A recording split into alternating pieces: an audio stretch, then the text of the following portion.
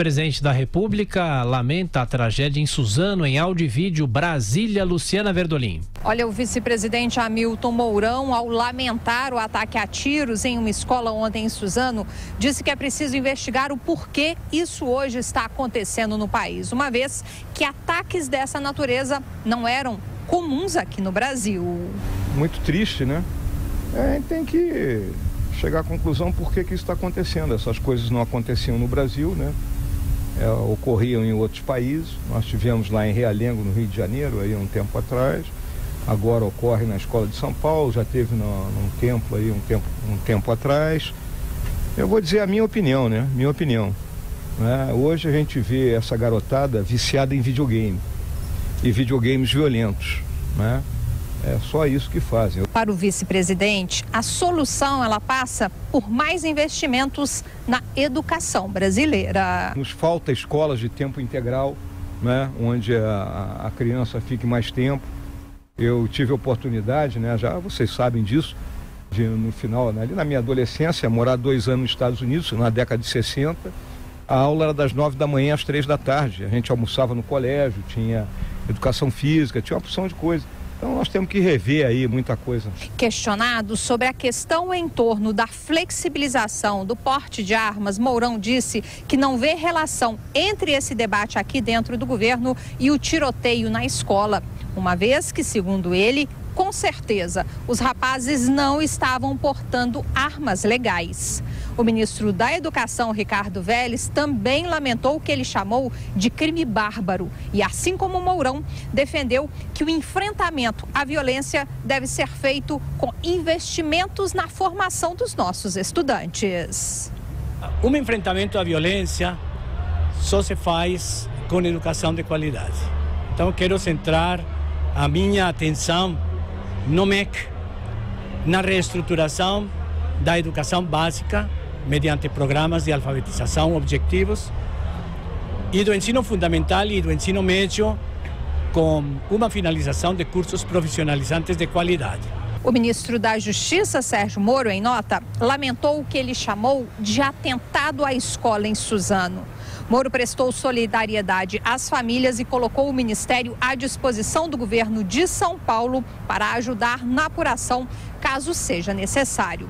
O presidente Jair Bolsonaro só se manifestou no meio da tarde de ontem.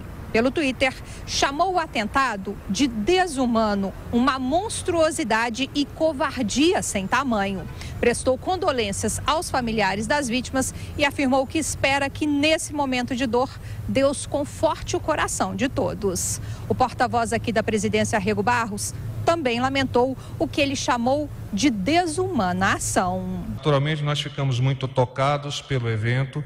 Naturalmente, nós estamos a imaginar onde nós podemos colaborar para que coisas semelhantes a essa jamais retornem a acontecer no nosso país. Mas, no momento, o governo não tem como adiantar, nem sequer teve tempo de pensar sobre eventuais campanhas ou coisas semelhantes. O presidente do Supremo Tribunal Federal, ministro Dias Toffoli, em nome dos demais ministros da Casa, prestou solidariedade às famílias e afirmou que é preciso evitar que isso volte a se repetir no país. Violências como essa não fazem parte da nossa cultura. A juventude traduz futuro e esperança. Não podemos aceitar que o ódio entre em nossa sociedade. O ministro da Secretaria-Geral, Gustavo Bebiano, também foi acusado de fazer parte do esquema e foi demitido pelo presidente. A diferença é que, oficialmente, no entanto, o motivo da demissão foi que Jair Bolsonaro teria perdido a confiança no ministro, que a exoneração de Bebiano nada teve a ver com o esquema dos laranjas. De Brasília, Luciana Verdolim. Professor Vila. É só uma observação. Que nós vivemos numa sociedade que todos têm de se pronunciar sobre um fato. Então, o presidente do STF diz o óbvio, né? Qual é o óbvio? É que esse fato não deve se repetir. Estranho seria se ele dissesse o contrário, não é verdade? Né? Vem o outro, fala uma outra obviedade. o ministro Sérgio Moro falou em atentado. Isso é diferente, isso não é um atentado.